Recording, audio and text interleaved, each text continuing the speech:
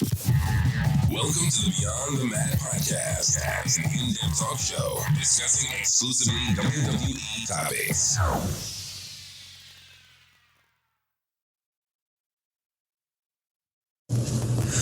My name's Rick Boogs, and I came to rock with the Beyond the Mats podcast that is beyond the MATT podcast.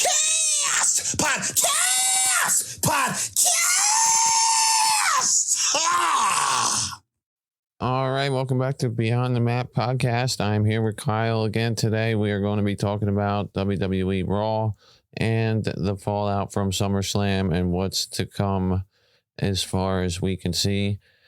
Remember to follow us on Twitter at BeyondMattWWE. And if you want to support the show, look for us on Patreon, patreon.com/BeyondTheMat. How you doing, Kyle? It's been a while. Excellent. How are you? I'm hanging in there. We had ourselves the first full Raw of the Paul Levesque-led creative WWE era, if that's the way we're going to put it. I'm sure there's a lot of other ways to describe it, but of the new regime, so to speak, the last several episodes on television, I have sensed a difference as far as the presentation. I felt like they flowed better. We got more wrestling. We've had the announcers a little bit more loose, but this episode of Raw was really a completely different program than what I think we've been watching. And I'm really excited about it now. I was excited for this show, and they definitely delivered. I thought that a lot of new stuff was introduced, and everything made sense. Everything had a purpose. Even the things that I wouldn't like about this show were there for a reason and made sense. And we got some explanations from people who made their returns or made their heel turns or face turns or whatever. And we had some matches that were well worked and, 90 minutes of wrestling, and everything had stakes or a purpose. What did you think of the show? Yeah, a change is coming, and you can definitely feel it with this Monday Night Raw. I felt it a little bit at SummerSlam as well, but this Raw really made it stand out as something separate and something new and fresh. And not even like they were doing anything new in this. They were doing things that you've seen before, but they're things that you haven't seen in 20, 30 years. And the pacing was different, and there was a lot more wrestling, and the storylines were different. So I'm super excited. This episode of Raw got me really amped up to see what direction WWE can go, especially if they change the rating to TV 14. Now, I know that's not going to have a giant impact like everybody thinks, like we're going to bring back having death matches where people are, cutting each other with barbed wire and stuff. I don't think that's coming back to the WWE. I think we're kind of past that time, or we're past bra and panties matches. Those things are not going to happen. TV 14 is not going to bring back, what was taboo in the 90s. But what it's going to do is give creative and the artists or the wrestlers and whatever you want to call them, superstars, I guess, More leeway. More leeway. That gives them more room to do what they want, to say what they want, to tell the stories that they want. So I'm excited. I feel like the people that benefit most out of this, most people would say the fans, but in my opinion, the people that are going to benefit most is the talent. I think the talent is really going to be able to shine. They're really going to show themselves, show what characters they want and what directions they want to go in, and have more creative input with that. Because Triple H is that kind of guy. He's a guy that bounces ideas off of people. And so he'll do that with his talent a lot more than Vince McMahon did. Vince McMahon would maybe listen to you after you waited 12 hours outside of his office, and then you give your 10-minute spiel, and then he says, I'll think about it. So it's a different attitude, it's a different era. I'm totally excited. Yeah, and Triple H is just much more relatable to the current talent, and he's much more approachable than Vince McMahon had become at 77 years old. Vince McMahon did a lot for the business, and he worked very hard to keep it mainstream, which is, was his main goal with it, which if that's what his goal was, then you can understand why some of the decisions that he made with the product went the way they went, and that's fine. But when you get to 77 years old, like even people with the creative team would say this, like, he's not an idiot. He works really hard and thinks of all these different things. But the problem is what he thinks is cool isn't in touch with what's actually cool or acceptable with today's audience. And so it just doesn't work. And I think it'll work way better for the audience with Triple H. It'll work way better with the talent as well. And you have to be happy for them. You know, there's been multiple reports that backstage the mood and the attitude is way more positive, and that, you know, Triple H, the changes have gotten a very good reception from the talent. You know, there's a couple people that are worried about losing their place on the card because they may have been getting a push under Vince and they won't be getting a push under Paul Levesque and the new regime. But it is what it is. You know, people will earn their spots. And I think that's a lot of what we saw tonight. We saw, you know, guys just go out there and, you know, have fun and put on a good match. And that's what they did. To add that too, you know, you said there's certain people are worried that, you know, they might not get the shine that Vince was giving them. Well, vice versa too. When Vince was in charge, there was plenty of people that were not getting the shine or not getting the push from Vince. And now Triple H can bring those people up. And I think we saw a couple of the examples of that in Raw. We'll get to it, but Ciampa is a fantastic example of that, of somebody that, you know, in all of our eyes, and anybody that's ever watched NXT, we know this guy is fantastic and deserves to get lots of time. And it just didn't seem like he was getting a good enough push with Vince McMahon. And so now with Triple H, it seems a lot more obvious that he's getting a bigger push. And I'm excited to see those people that might not have gotten their chances with Vince and now are with H. Another example, perfect example, two of them, SummerSlam. You got Dakota Kai coming back, who was dropped by the company, by Vince McMahon. And you have Io Shirai, who has been waiting for a chance to get back into the limelight on the main roster, and she was never given that under Vince McMahon. But Triple H is giving her that chance. So a lot of opportunities here for people too. For all those people that are worried that they're going to lose their spot. Hey, you know what? That's wrestling, okay? That's what this job is. It's not a competition of who's going to be the person that wins the match at the end of the day. The competition is who's going to be the person on top every single night. Who's the person that's going to sell out the stadium every single night? And a lot of people have different opinions of who that's going to be, but you at least have to give people the opportunity and you have to fight for it. And H is exactly that kind of person. He's going to give everybody the opportunity, but you're still going to have to fight for it. Yeah, I think the only thing that would kind of suck is if you were a guy who bought into one of Vince's gimmicks and you know you didn't like it at first, but you put your all into it and it was pretty stupid or whatever, and then it's something Triple H doesn't like and you get no push at the current time whatsoever. But I guess you got to persevere and bounce back from that. Now, and as far as, you know, there's a lot of Triple H guys on the roster, Ricochet, Kevin Owens, Sami Zayn, a lot of guys that, you know, haven't been being used in prominent roles lately that we may be seeing, you know, get a much, you know, in my opinion, much needed and much wanted push. We see Ricochet get used more, see Kevin Owens get used more, Sami Zayn get used in more than just a comedy role. You know, we haven't seen much comedy stuff on the shows really other than the Maximum Male Models lately at all. But getting into this show, we start out with Becky Lynch in the ring doing a promo to explain why she was the way that she was. She said it's not all about the fancy outfits and the championships, and it's about what she's been through and who she is today. And Bianca Belair made her the BEST she can be, and she calls out Bianca Belair. They have another moment in the ring, and she leaves. She, you know, lets everybody know that she fought 20 of the most painful minutes of her career with the shoulder injury. She comes out with a arm harness on to keep her shoulder in place, I guess. And then when she's back, she goes backstage, tells Bianca to hold everything down. Bianca's in the middle of cutting the promo. And then we get throw to the Titantron, and it's a camera running through the hallway trying to figure out what's going on, and stumbles upon Becky Lynch being attacked by Bayley, Dakota Kai, and Io Sky. They have her arm in a chair, and Bayley was hitting them with the chair. Officials were trying to break it up.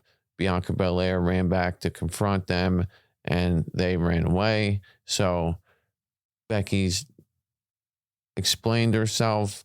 She's aligned herself with Bianca, and now she's been written off of TV because of the fact that she had the injury at SummerSlam, probably going to be gone a couple months. I would have been real interested to see what they were going to do had she not gotten hurt, but she did, and then they had to pivot and pair Belair with a couple other women, which we'll get to in a couple minutes. But what do you think about Becky Lynch's explanation and the way they wrote her off TV in this whole segment? I really liked, my favorite part of this was the way that the camera wasn't just there. It had to find it. Yeah, that is kind of like an old school thing too, that I felt like they haven't done in a while, that they're bringing back. That was fun. Just the random attacks in the back on people. I like when they do that, but don't have a camera there ready. Have the camera running up to it. It makes it that much more random. It makes it that much more surprising for it to be happening. And Becky gave a great promo in this. She's obviously, everybody knows that she's one of the best women wrestlers that they have. Everybody knows that talent wise, right? But I think that in this promo, she really showed you why she's the best talker. I think out of all the women, she's the best on the mic. The way that she says her lines, the timing that she has, the emphasis on certain words, she just does such a good job of portraying a character when she gives her lines, and I love it. I love her for it. And she was good as a heel, and everybody was, wanting her to turn babyface, and I'm glad that she turned babyface because I think she's better as a babyface. I think this shows that she's better. This promo alone right here just shows that she's just more natural with having the audience support her in everything she does. So this is great. And then Bianca came out and she got out a couple good lines too. She didn't have a lot to say because she was interrupted by the video thing, but I really like that Becky kind of handed it off to Bianca. She was kind of saying in her own way, I'm going to have to be shelled for a little bit, but Bianca, I know that you are the best and you deserve this time with the title, and you deserve to be on top of the women's division right now. I love that by Becky. That was great. It was a really cool moment. And then the attack in the back with Bayley and her crew just added more fuel to that fire. I thought it was really funny when Becky was on the ground attacked and Bianca ran up. She was like asking her if she was okay. She was like, "You good? You okay? You good?" I'm like, Of course she's not good. She just said she separated a shoulder, and then you just saw a chair being wrapped around it and slammed. So she's not good. Okay, she's not okay. Well, she runs back there twirling her braid. She runs back to save her, twirling her braid the whole time. Yeah, it's like, when are you going to stop twirling her braid? But I did so like funny. That they made it clear that she was going to be at least, not exactly, but some iteration of the man character. Yep. By the way that just the dialogue went. And so I like that. I, thought it was overall a really good promo and a good segment. Yeah. She said, "No man defines me. I define the man." And I thought that was really cool. And she built up to it too. She's saying like, no match defines me. I define the match. And, she's saying this and that, but the way she built up to that line, it really emphasized her turning back into the man. So that was cool. I liked that a lot. And Belair called her the man as well. So yeah.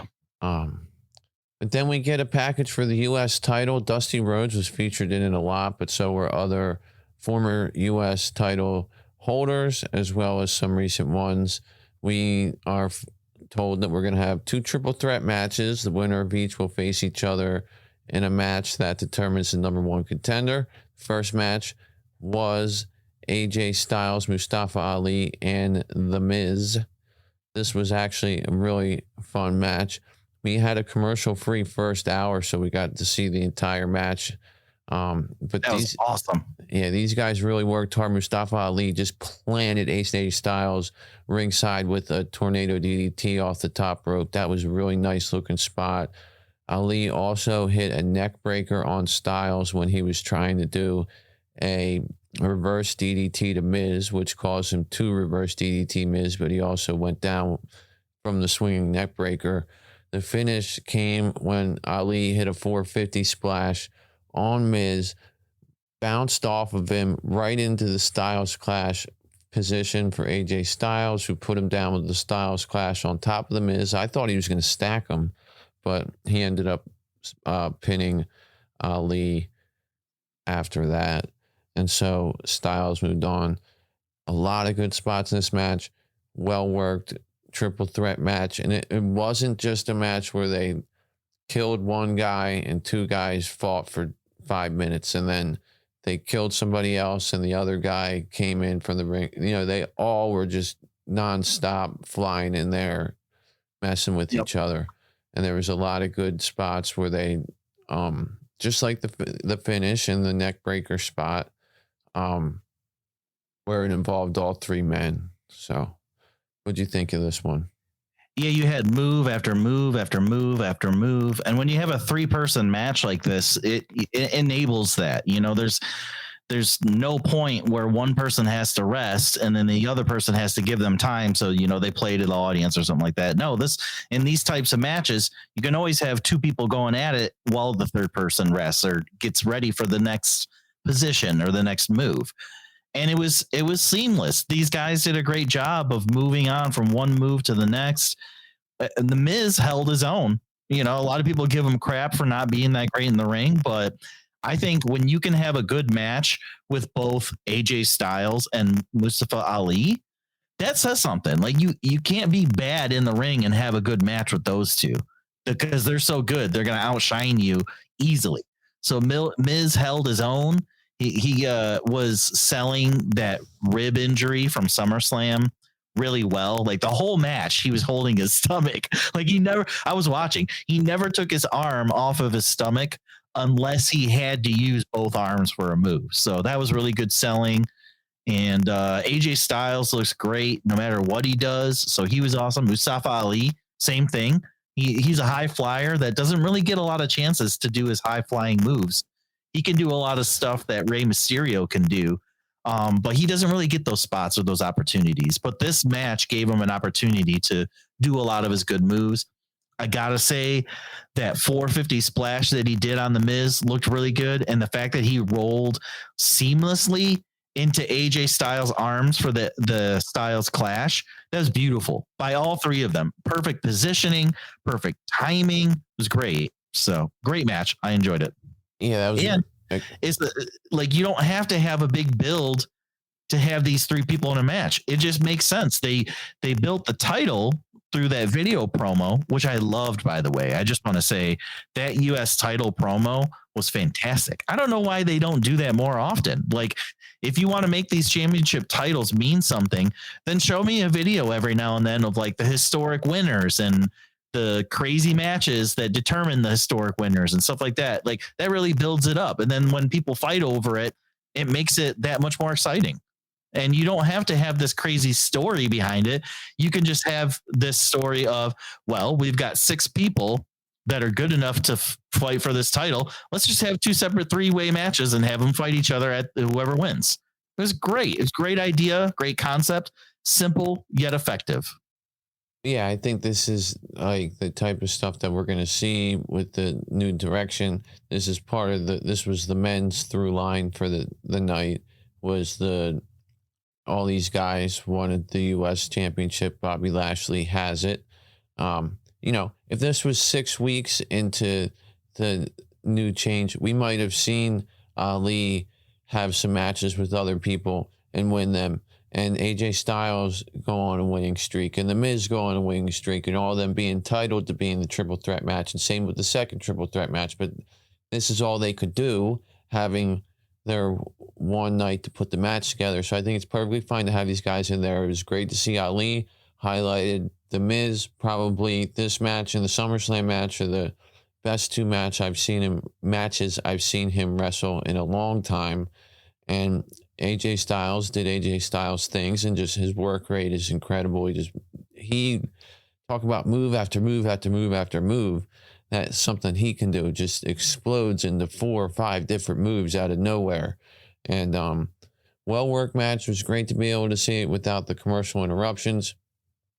And Styles moves on in this U.S. title mini tournament they have here.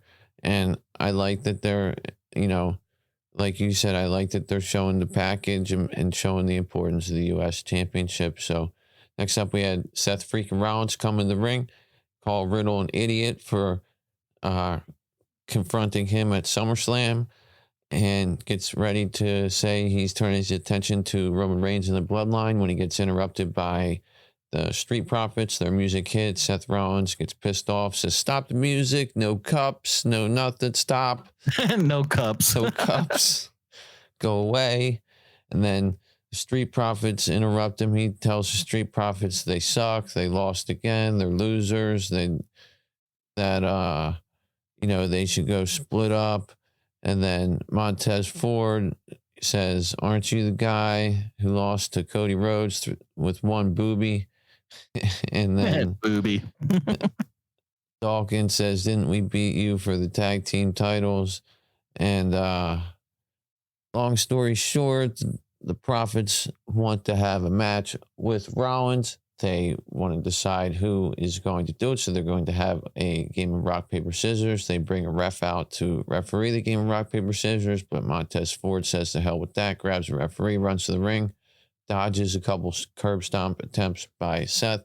And on we go with the match between Montez Ford and Seth Rollins. Very good match between the two of them. Very good showing.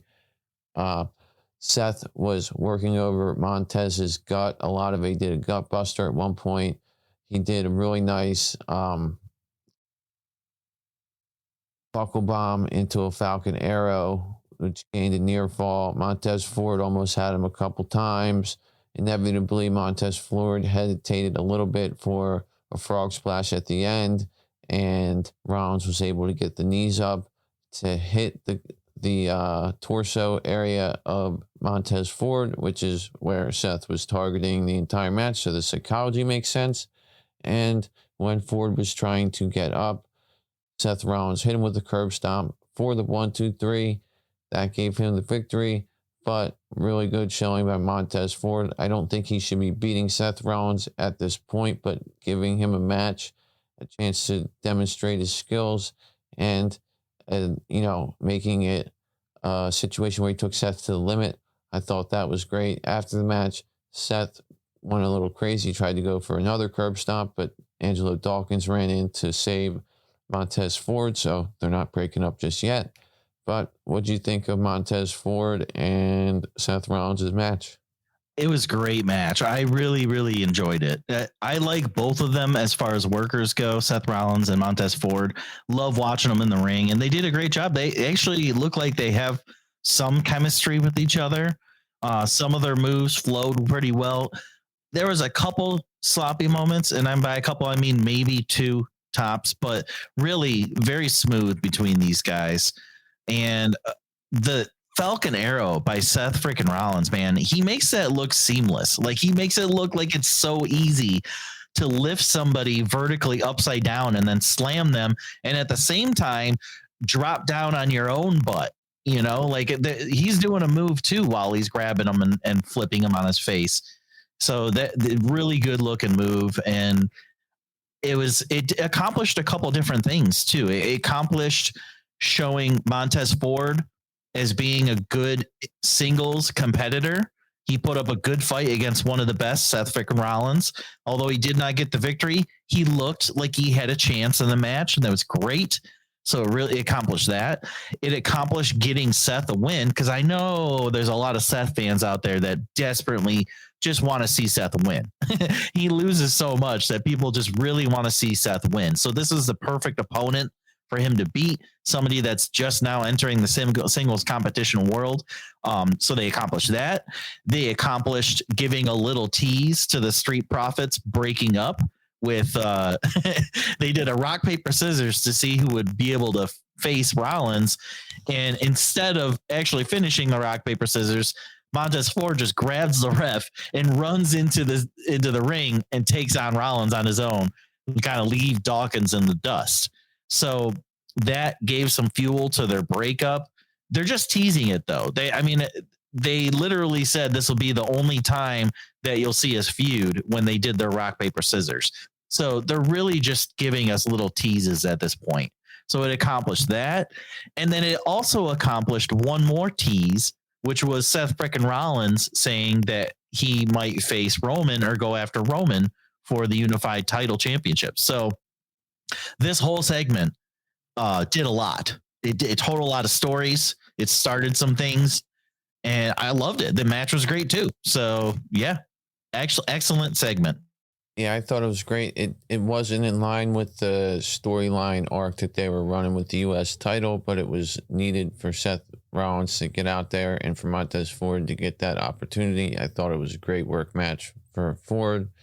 And, Seth Rollins being the top of the card gatekeeper, he needs to get wins to maintain some credibility up there. And, I thought everything worked out great.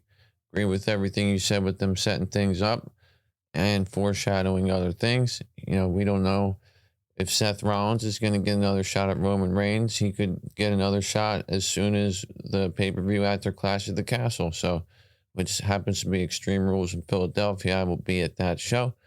But nice.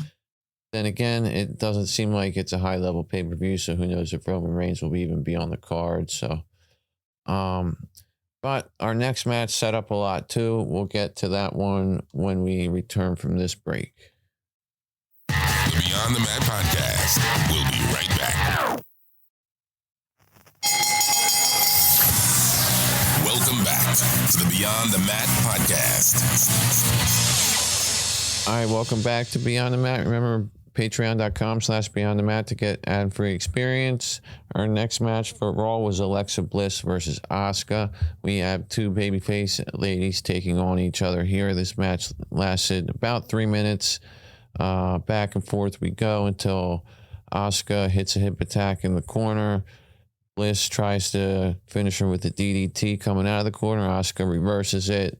Ends up landing a German suplex before Bayley and her group run in, attack them, and get to a point where Io Shirai is on the top rope looking for a moonsault with the chair in her hand, but Bianca Belair runs in, twirling a braid, and scares off the three heels. They go to the crowd. Bianca gets on the mic, says she wants a match, and Io Shirai, or Io Sky, is the one who accepts. So we have a match coming up with Bianca Belair.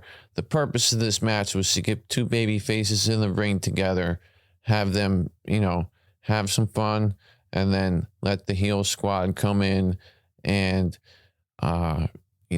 clean house down there. Let Bianca come down and form an alliance with two other babyface women. That happened. And now we have Bliss and Asuka basically aligning themselves with Bianca to feud with this heel faction of Bayley, Io Sky, and Dakota Kai. I thought this was, the match itself, it was what it was, but I thought that the way everything played out was smart and well done. What did you think? Yeah, this match did exactly what it needed to do. Although it was short, it told a good story. With at the end with having the heels come out and attack the baby faces, and then you saw some alliances form there. So there's really not too much to say. These two women had great chemistry. It looked like, actually, I wanted to see a lot more of it. But obviously they're not going to be facing each other anytime soon because they just teamed up together against Bailey's heel faction. But yeah, for the short amount of time they had, the 3 minutes they had, they got a lot of action in there. They got a lot of moves, and it was actually pretty good. But yeah, short, simple, develop the story, and now we can move on to the feud between the two factions. Yep, and it's interesting because that's what we're gonna get. We're gonna get Belair, Bliss, and Asuka, baby faces against Bailey, Io Sky, Dakota Kai, not necessarily against each other all at once, but that's what the main feud, the two factions, is going to be.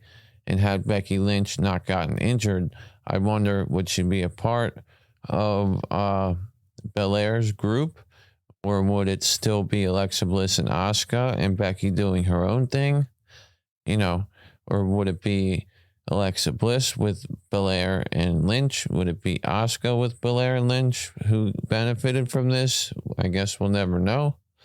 But that's just what I was wondering. But I thought that it was a great way to get the heels in there, get Belair aligned with the baby faces, and also set up a situation where you have either Dakota Kai or Io Sky wrestling their first match against the champion Bianca Belair, who's going to take care of them and going to give them a good match. It's going to make them look good in their debut. So I thought that was a great way to set that up, and that's a great thing to set up.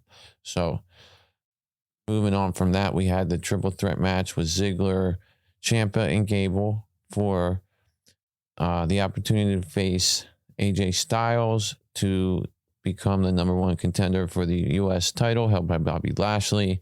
This was a fun match. It did have commercial breaks because we were out of the first hour by now, but it was still a good match nonetheless.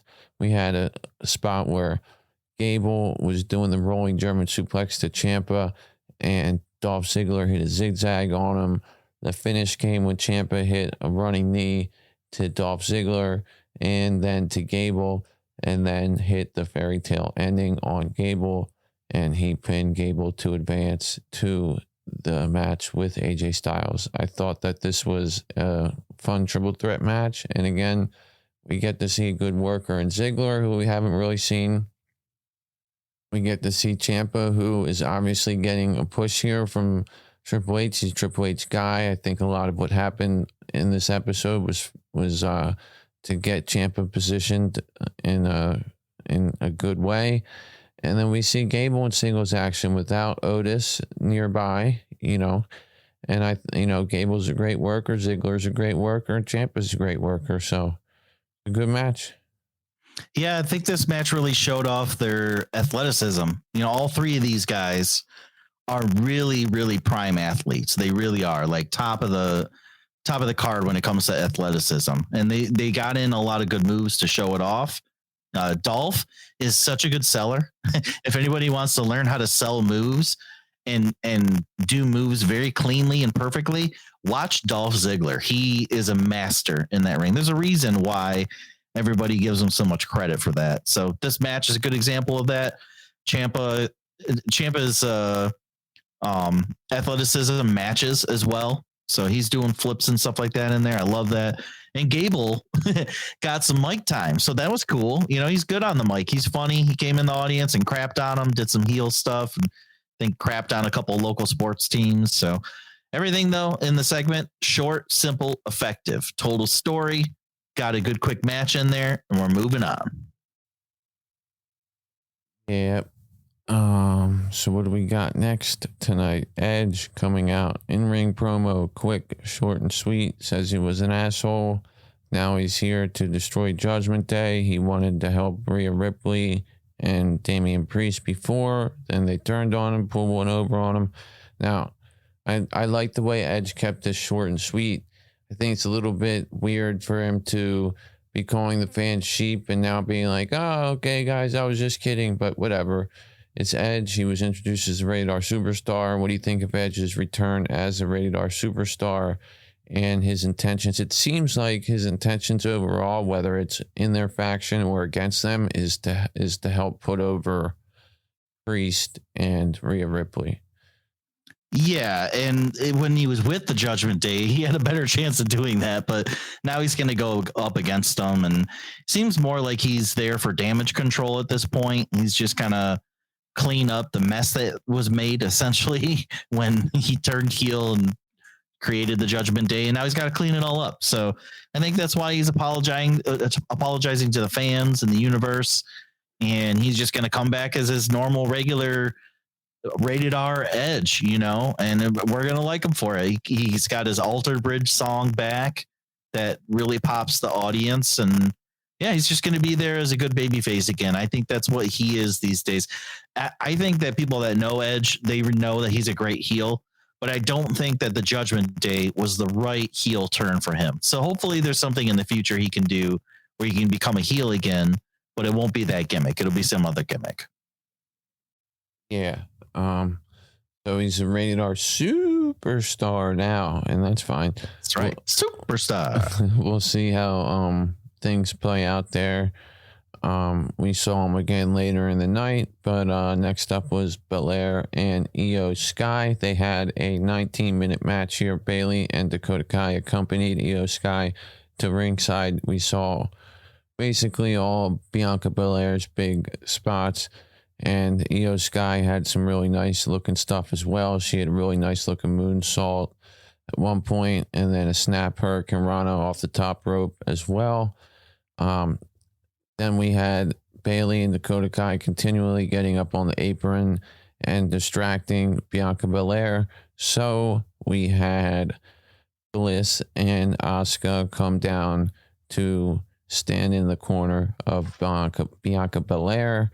This match ended up in a no contest because we had Bayley and Dakota Kai enter the ring, and then Asuka and Bliss entered the ring from the opposite side because they were both up on the apron talking crap. They started brawling. Bianca was already brawling with Io Sky, and the ref couldn't control the situation, even though neither participant ever got touched by anybody outside the match. Yeah, that was a little weird. Yeah, so that ended up with a no contest. And, they had to go to that kind of finish because, you're not going to beat Bianca. She's a champion, and you'd be stupid to beat Io Sky in her debut. So they let Io Sky work with Bianca, work with the champion, have a good match with her for 20 minutes, get all her spots in. Bianca's a big, strong woman. She's going to take care of her in the ring. She's not going to get hurt, despite the fact that Becky Lynch just got hurt in that match. That was an accident. It's not like Bianca works dangerously. So, but you're not going to beat either one of them. They had to find a way to get to a no contest, so they had both factions brawl with each other.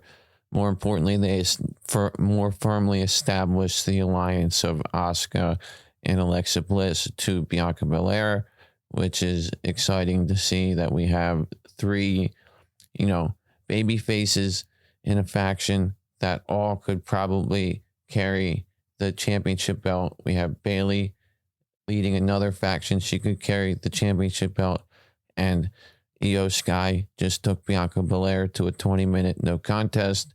And we all know Dakota Kai is skilled as well. So we have 6 very talented women involved in a feud, and they can mix and match what they're going to do there. So I think that's a very exciting development.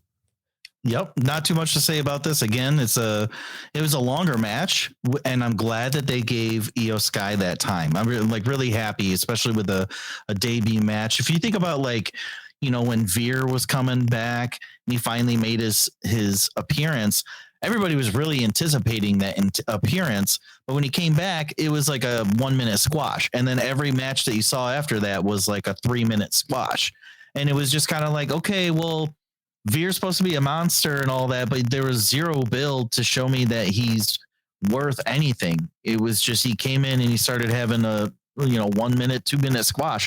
This 20-minute match with Bianca actually shows what a wrestler can do. It showed off some of Io's talents, and it showed that she can hang with the best of them. So it really accomplished that, and it accomplished more developing the feud between the two factions. So it was fun. It was really good, and it wasn't a 5-star match. That you can tell that Io and Bianca have never worked together. It was pretty obvious the chemistry wasn't there, but it'll get there, obviously, with this feud starting up.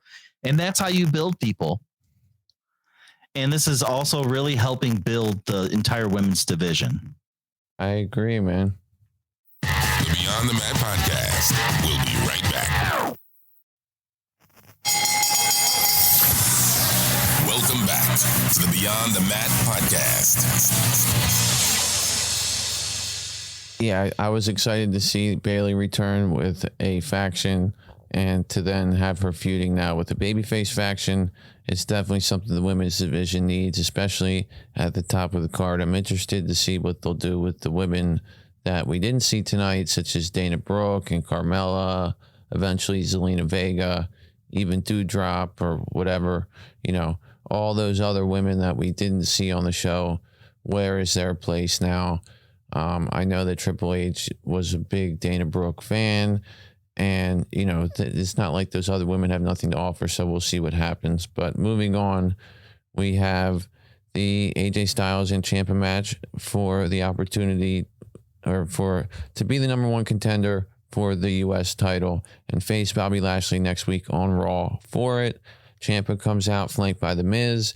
AJ Styles and Ciampa have a pretty good match here. AJ Styles explodes and hits a backbreaker followed by belly to back suplex and then a moonsault. He also goes for the phenomenal forearm but eats a really ugly looking knee by Ciampa. Eventually lands a Styles clash on Ciampa, but when he goes for the pinfall, he's a little bit too close to the ropes because The Miz puts his foot, he puts Ciampa's foot on the ropes. The ref sees it, stops the count. I don't know why the ref didn't notice that Miz was the one who did it and throw Miz the hell out of there, because AJ Styles then goes to attack The Miz, throws him into the timekeeper's area. Ciampa then comes out, knocks AJ out, throws him into the timekeeper's area. The ref starts counting. Ciampa realizes he could win by count out, gets back in the ring, counts getting up to 8, 9. AJ's trying to get out of the timekeeper's area, but The Miz is grabbing his foot. Looks like he's going to get counted out, but gets into the ring before the 10 count, runs right into a running knee by Ciampa, followed by the fairy tale ending, and Ciampa earns the number one contendership for the U.S. title. Big push for Ciampa here, getting a win over Styles. They protect Styles here by having the interference with The Miz. What I think is going to be happening is we're going to have The Miz in Ciampa's corner for this. You know, we saw promos throughout the night with The Miz saying that Ciampa didn't really help him out at SummerSlam, and, you know, he's going to be jealous of Ciampa in this situation, in the U.S. title match with Lashley, and he's going to try to interfere to help him, but he's going to end up not helping him, and that's going to cause Ciampa to lose, and then we're going to have Ciampa feuding with The Miz. Yep, those two will eventually break up, and their split will be, well, it'll be a great split. I think fans will really enjoy that when Ciampa finally turns on The Miz. It might be vice versa. It might be Miz that does it because he's the heel, but either way, it's going to be great when it happens. The match was awesome. Another great match between two workers, especially considering that they already had matches earlier in the night. So good for them to be able to go out there. It really showed how great Ciampa can be, and he can hang with people like AJ Styles. And the ending that they had, I actually thought they might do the count out ending, and that would have been an okay count out ending if it wasn't for a U.S. title shot. I'm glad that that wasn't the ending in this match, in this scenario. But if they in the future want to do a count out win, I liked the angle of having The Miz behind the time or in the timekeeper's area and holding AJ's foot to prevent him where the ref couldn't see it, but it just kind of looked like AJ was struggling to get back to the ring. If they did that in the future, I'd be okay with that. That's a lot better to me than having somebody just look dumb and get in like a verbal argument and then get counted out because they were arguing with somebody, you know, like because they made a dumb mistake. I'd rather have somebody get physically stopped from getting in the ring and then have a count out. So even though that wasn't the ending, that to me, if they do that kind of ending in the future for a match that doesn't matter as much, I'm okay with that. That's fine. I don't typically like count out endings, but they didn't have that. AJ got back in time, but Ciampa was able to hit that. Was it called the fairy tale ending? Right. Beautiful move. That's awesome move. And I don't know how much it takes on the other person too, to get their body vertical in the air like that for that move, but it's a really good finisher, and Ciampa looks great, and I can't wait to see him fight Lashley. Yep, it's nice to see him get a push from Triple H. I think that count out finish, having somebody actually, impeding your progress back to the ring, much like they did with Butch, a couple months ago, had him holding somebody's legs from underneath the ring so they couldn't get back in. I like that. It's not just somebody being an idiot and getting into a conversation with somebody and forgetting to get back in the ring in the middle of a match. But yeah, we'll get Ciampa against Bobby Lashley next week. Bobby Lashley cut a promo after that, putting over the U.S. title and how proud he was to have it, as well as putting over Ciampa's abilities. And that, at the end of the day, he's the almighty and he will retain his title. After this, we get Usos versus Mysterios for the undisputed WWE Tag Team Championships. This match went the way you thought it would go. Ray got a hot tag at one point, ran wild. Eventually, he got isolated outside so that Dominic could take the 1D, take the pin for the Usos to retain after the match. Judgment Day runs in to beat down the Mysterios. Edge comes in for the save, hits one spear, goes to hit a spear on Balor after spearing Priest. Rhea Ripley, after choking the crap out of Dom with her legs wrapped around his neck, pushes him into Finn Balor, which causes Edge to spear Dominic rather than Finn Balor, and then Edge chases Finn Balor into the crowd. Ray comes back into the ring, not knowing what the hell happened to his son, but we get the Usos versus the Mysterios for the tag titles. I don't think anybody thought that the Mysterios were going over. I think this was more to facilitate the Judgment Day coming out to interfere with them. There was nobody else for Mysterios to face, so put them up against the Usos, make it seem important in the main event. Usos are a big act for them. And then you get Edge running in to further the feud with Balor. So, yeah, I find it kind of funny how we were talking, earlier about who the heck could face the Usos as a babyface team. And one of the only options left was the Mysterios.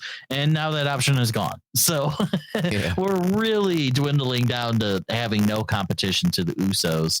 But, it's a fun match. It wasn't that great, to be honest. If it wasn't for it being a tag team title match, and if it wasn't for Edge coming out and attacking Judgment Day, then I don't think this should have been a main event. The match itself did not feel like a main event match, but the implications behind it were big enough for main event. So I can see why it was the last thing.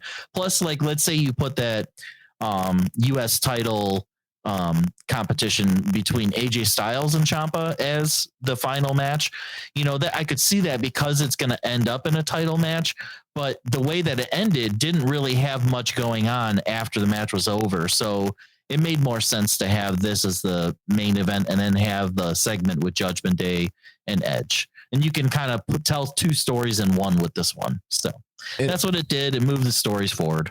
Yeah, and having this position in the main event allowed them to go off the air sort of with little cliffhangers, with Balor and Edge brawling into the crowd after the run-ins by Judgment Day, and then Edge himself, and then also Ray in the ring confused with Dominic. The Usos pretty much like, oh, what the hell, let's get out of here with all our belts. And, so you got a couple different cliffhangers going on there that kind of wants you to lead you to want to tune in next week. So it's always good when they leave you with questions, more questions than answers sometimes, So I did appreciate that part of the main event and that part of the booking. I thought that the show was well booked for being a show that, if people complain about Theory not being on the show, his uncle died over SummerSlam weekend, so that's why he was not on the show. He may make his presence felt on SmackDown. We also don't know how much Triple H even believes in Theory. I do know Triple H was originally the one who found and signed Theory, but he may not see him as somebody who should be carrying the main event or the Money in the Bank briefcase and be a main event star at this point. Who knows? Yeah, he did a lot of work last week too. On both, he was both on Monday Night Raw and Friday Night SmackDown and SummerSlam. So give the guy a break. He deserves to have one night off. I mean, I don't hear the same people complaining that Omos was gone. I don't hear the same people complaining that Veer wasn't on here. I don't hear the same people complaining that Otis didn't come out with Chad Gable. So, give these people a break. They got a lot of talent and they can't all be there every single episode. Yeah, in theory, since winning the Money in the Bank briefcase, he's wrestled in 9 television or pay-per-view matches and lost all of them. So, and to be in 9 matches, you have to be on basically both shows every single week. His uncle just died. That, regardless of how many shows he's been on, he probably would have missed this one for that. So we can cut him a break. They'll get back to that stuff soon. They had bigger fish to fry tonight. Anyway, I like the direction they went with the ladies, and I like that they had the U.S. title, really sort of featured here in a way that made it feel important and almost made you forget about the fact that the main champion is absentee. And I can only hope that they have similar plans for the Intercontinental title on SmackDown and see if we can get somebody that's interesting to take that off of Gunther. And, we can get a bunch of different Intercontinental title feuds going on. Yep. Good storytelling right here. Love it. It's funny, you don't have to have an episode of Raw with tons of promos and tons of backstage segments to tell a story. No, you can tell a story with matches, and that's what they did on Monday. And I think that people need to realize, they're going more in a wrestling direction, it seems, with Triple H, and I'm so excited for that. Yep, that's exactly where they're going, and I like it. I think it's working good, and I think that the storytelling they're doing with the wrestling is working. I think that, the way that they're tying the segments together is working, and everything seems to have a purpose, and that's what matters. They can do it with just 4 superstars over 4 wrestlers over the course of 3 hours. If they do it the right way and they work it right, it can work. And they remember that this show also had all the SummerSlam packages, and they had to get Becky Lynch injured so they could get her off TV. They also needed to have a segment just to have 2 people align themselves with Belair. So they had to do a lot. There's a lot that goes into the storytelling, and when you do it in the ring, that's the way that it works best, because it is professional wrestling at the end of the day. Yep. All right. So let's get to our weekly awards. All right. What did you have for best match? I'm going to give it to Bianca and Becky again. I love it. They're such good storytellers in the ring. They have such good chemistry. They sell well. They do their moves well. And I know it wasn't as good as their WrestleMania match, but I'll say it's, my favorite match that I've seen in the last week. I'll just like to mention, though, those triple threat matches, although short, great work by all 6 guys that were involved. I loved it. And that match with Seth freaking Rollins and Montez Ford was really good, too. But Becky and Bianca, I love them. I got a huge heart for both of them, and that was a great match. What was yours? Just as for recency biased and to be different, I'm going to go with the first triple threat match that Styles won. I really thought that Ali had a great match. Miz even looked better than you would think he would, and Styles, really did a great job, and the finish was fantastic. I truly thought that the Becky and Bianca match was probably the best match that we saw all week, but I'll give those three men my award this time. They deserve it. What'd you have for best gear? I'm going with Bianca. At SummerSlam, I loved her gear. And there was a lot of people that were wearing like local sports teams colors, and it wasn't really that made me like her gear. It was just the style of it. It looked really cool. So I'll give that to her. And I just like to mention Ciampa's beard is magical. He has one of the best beards ever. Yeah, he does look really cool. I kind of wish they didn't dye it. I wish it was natural because it makes him look. I mean, he is a heel, so since he's a heel, they should have him looking scarier. But whatever. For best gear now, with that SummerSlam gear for Bianca, I think what they were going for was that Becky had her gear looked like fire, Bianca's looked like ice, so it was like fire and ice. I think I liked Bianca's dress she wore on Raw with the no leg on the one side. Oh, the red, yeah, that was awesome. I thought that was unique and pretty cool, so I'm going to give that one to her for Raw. Who'd you have? Your least favorite? My least favorite gear was I don't like Balor in the pants with the rag. Really interesting. Yeah, so I'm going to give it to Balor. Apparently he doesn't either. In a recent interview, he was mentioning that it's way hotter. So he doesn't like the pants, but it needed it for the character. Right. I just don't like. I honestly think. Wears. I think I don't like what Priest wears either. Like the dress thing that he wears out there. I think everything the Judgment Day. I'm alright with that. It's edgy. It looks kind of like a Rhea to me, like a Rhea thing. Yeah, she should wear it, not him. Yeah. Well, yeah, my worst gear is Dominic. Like, I can't stand anything he wears. His bodysuit, I don't know what it is. And at SummerSlam, him and Mysterio Ray were wearing red and yellow, and they look like McDonald's characters. They look like Ronald McDonald out there. So I'm not a huge fan of Dominic's look from top to bottom. So what was your favorite line that you heard over the last week? Best line that I heard all week was, "Aren't you the one who lost to Cody Rhodes with one boobie?" Oh, Seth is hilarious. Yeah, I also liked when he said no cups. That was really funny. Yeah, that was really funny. My favorite line, though, was when Becky said, "No man defines me, I define the man." That whole promo was great, but that line in particular, I liked that a lot because it means a lot. It means a lot for a character. Like, what was your least favorite line? Everything that Dominic and Ray said backstage. Yeah, I could see that. I don't even know what Dominic said. Like, my least favorite line was whatever Dominic said. I tried to turn on the subtitles too, and the subtitles couldn't even figure it out. Now I know it's Spanish, but my subtitles are smart enough to know it's Spanish. He said something like "mi raza," and I don't know what it means because I think "mi raza" means my face. So I don't know what he was saying, but whatever. Yeah. What'd you have for best promo or segment? When the return with Bailey and Io and Dakota at SummerSlam, by far best segment ever. Like, that was awesome. But I will say Becky's promo was really good too, but it's not as significant as the return. What was yours?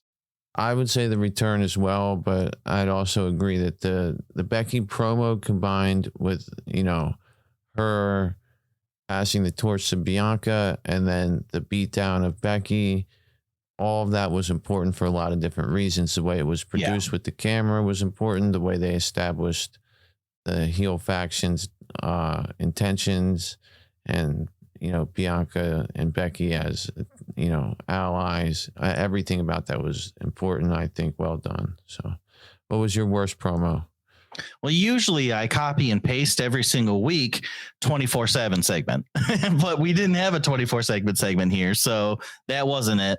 It was actually kind of hard. This is a good problem to have. I couldn't find a promo or a segment that I didn't like, but I will say it was obvious that Bobby Lashley was reading off a cue card and he fumbled over a word or two, even though he was reading off a cue card. So I'll put that as my worst. I'll mention, usually anytime Ronda has a promo, it's the worst as well. But Bobby took it this week with his stumbles. Yeah, I'm going to go with, I don't think anything was done wrong on Raw. I think SmackDown, the whole Ronda running out and squashing Shotzi when Shotzi was laughing for some reason in the ring, and then the segment that preceded that, I thought that was all just bullshit. So yeah. So what'd you have for best move? Anything with Ronda's bad. Yeah. What'd you have for best move? Best move was when Mustafa Ali hit that 450 splash on Miz and then seamlessly rolled into AJ Styles' arms, and then AJ Styles did the Styles Clash onto both the Miz and Mustafa Ali. That was really good. There was a lot of good moves in those triple threat matches to mention, but that one stuck out to me. What about you? I thought that was a great move as well. I'm sticking with the Spanish Fly that Bianca Belair had with Becky Lynch. I thought that was impressive looking, because Bianca Belair is so big, for a lady. She's so tall, and it just looked beautiful. So yeah, that was mine, and that brings us to the end of our awards. We're gonna go with one trivia question before we get out of here. All right.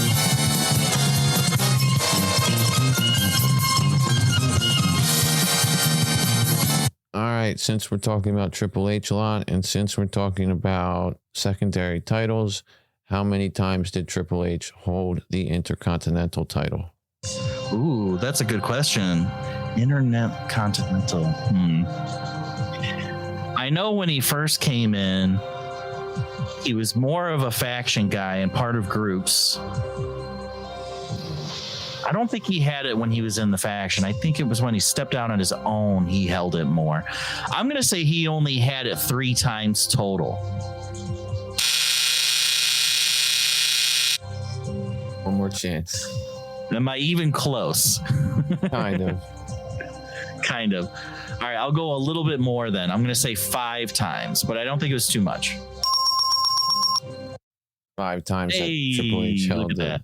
Intercontinental title. I'm not going to go through all his reigns right now, but he had it earlier in his career when he was feuding with The Rock over it, and then he had it later during the 2-man power trip. I think he had it a couple of different times for The Rock. The Rock actually won it from him, and then he won it back from The Rock in a ladder match, a great ladder match between the two of them at SummerSlam 98 before the Rock really took off and won the world title at the Survivor Series Deadly Games tournament. But that does it for this week's edition of Beyond the Mat Fix with Kyle. We covered basically everything, and we'll be back as soon as we can get back together. You got anything else to tell the listeners before we get out of here, Kyle? Nope. Thanks for having me. It's been a while since I had a chance to do this. Life's super busy, especially in the summer. I'm sure I'm just preaching to the choir to all you fans out there, though. Everybody's busy. So I'm thankful to have this time, and I'm thankful if you took the time to listen to us. And I can't wait to do it again. Yep. Thanks for being with me tonight, Kyle. It's been great. We'll get back on track soon. Things happen. I've been pretty busy myself. Haven't been able to crank out the content as much as I want to, but I do what I can. I appreciate everybody for listening to us tonight. Remember to follow us on Twitter at BeyondMattWWE. Subscribe to us on whatever podcast platform you use. And if you want ad-free content, look for us on Patreon, patreon.com/BeyondTheMat. We will catch you next time. Thanks for listening to Beyond the Mat. Remember to subscribe so you don't miss a show.